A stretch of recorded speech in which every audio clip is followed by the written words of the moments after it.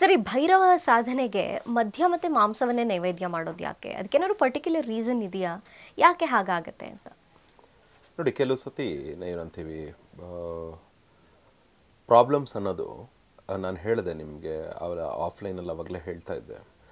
ಬಲಿ ಅಂತ ಕೊಡ್ತಾರೆ, ಪ್ರಾಣಿ ಬಲಿಯಲ್ಲಿ ಅಶ್ವ ಬಲಿ, ಆಗಿನ ಟೈಮಲ್ಲಿ ಆನೆ ಬಲಿ ಕೂಡ ಇತ್ತು. ಆಯಿತಾ? ಅಂದರೆ ಒಂದು ಎನರ್ಜಿನ ಏನು ಮಾಡ್ತಾರೆ, ಟ್ರಾನ್ಸ್ಫರ್ ಮಾಡಿ, ಈಗ ಶತ್ರು ಸಂಹಾರಕ್ಕೆ ಏನು ಮಾಡ್ತಾರೆ, ಆ ಪ್ರಾಣಿಗೆ ಆ ಎನರ್ಜಿ, ಯಾಕಂದರೆ ಅದು ಜೀವಂತವಾಗಿರುವಂಥದ್ದು, ಲೋವರ್ ಕಾನ್ಷಿಯಸ್ನೆಸ್ ಅಂತೀವಿ ಮನುಷ್ಯನಿಗೆ ಅಲ್ವಾ.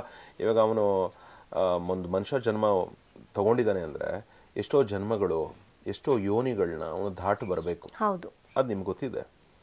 ಆದರೆ ಕೆಲವೊಂದು ಲೋವರ್ ಲೆವೆಲ್ಸ್ ಆಫ್ ಏನಂತೀವಿ, ಇವಾಗ ಒಂದು MLA ಎಲೆಕ್ಷನ್ ಗೆಲ್ಲಬೇಕು ಅಥವಾ ಯಾವುದೋ ಒಂದು ಅಧಿಕಾರ ಸಿಗಬೇಕು ಅಂತ ಅಂದಾಗ ಈ ಲೋವರ್ ಕಾನ್ಷಿಯಸ್ನೆಸ್ ಅಂತ ಏನು ಕರೀತಾರೆ ಪ್ರಾಣಿಗಳು, ಆ್ಯಕ್ಚುಲಿ ಅದರಲ್ಲೂ ಒಳ್ಳೆ ಏನಂತೀವಿ ಕ್ಯಾರೆಕ್ಟರ್ಸ್ ಇರುತ್ತೆ, ಅದರಿಂದ ಕಲಿಯೋದು ಬಹಳ ಇರುತ್ತೆ.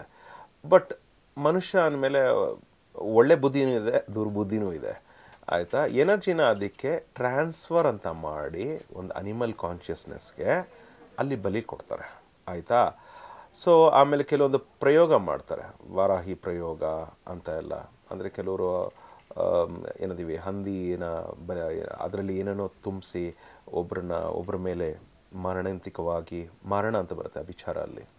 ಅದೆಲ್ಲ ಮಾಡಬೇಕಾದ್ರೆ ಇಲ್ಲಿ ಹೇಗೆ ಮಾಡಿಬಿಟ್ಟಿರ್ತಾರೆ ಪ್ರೋಗ್ರಾಮಿಂಗ್ ಅಂತ ಅಂದರೆ, ಟೋಟಲಾಗೆ ಆ ವ್ಯಕ್ತಿ ಹೋಗಬೇಕು ಅಂತ ಇದ್ದಾಗ ಇನ್ನೊಂದು ಪ್ರಾಣಿನ ಆ ಬಲಿ ಥರ ಕೊಟ್ಬಿಟ್ಟು, ಅಥವಾ ಅದಕ್ಕೆ ಏನಂತೀವಿ ಇನ್ನು ಕೆಟ್ಟದಾಗಿದೆ ಹೇಳೋಕ್ಕಾಗಲ್ಲ, ಎಷ್ಟು ನನ್ನ ಕೈಯಲ್ಲಿ ಸಾಧ್ಯ ಅಷ್ಟು ಮಾತ್ರ ಹೇಳ್ತಾ ಇದ್ದೀನಿ.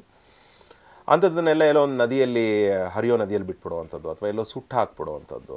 ಆಯಿತಾ? ಅದೆಲ್ಲ ಮಾಡ್ತಾರೆ. ಅಂದರೆ ನಮ್ಮ ಒಂದು ಸೋಲ್ ಏನಿದೆ, ಈ ದೇಹದಲ್ಲಿ ಏನಿರಬೇಕು, ನಾವೇನಕ್ಕಂತ ಹುಟ್ಟಿದ್ದೀವಿ, ನಮ್ಮ ತಂದೆ ತಾಯಿ ಮೂಲಕ DNA ಅಂತ ನಾನೇನು ಹೇಳಿದ್ದೆ, ಅದೆಲ್ಲ ಉಲ್ಟಾ ಪಲ್ಟಾಲ್ಲಿ ನಡಿಬೇಕು, ನನ್ನ ಜೀವನ ಹಾಳಾಗಬೇಕು ಅನ್ನೋ ಕಾರಣಕ್ಕೆ ಮನುಷ್ಯ ಇದು ವಾಮಾಚಾರನ ಈ ರೀತಿಯಾಗಿ ಉಪಯೋಗಿಸ್ತಾನೆ.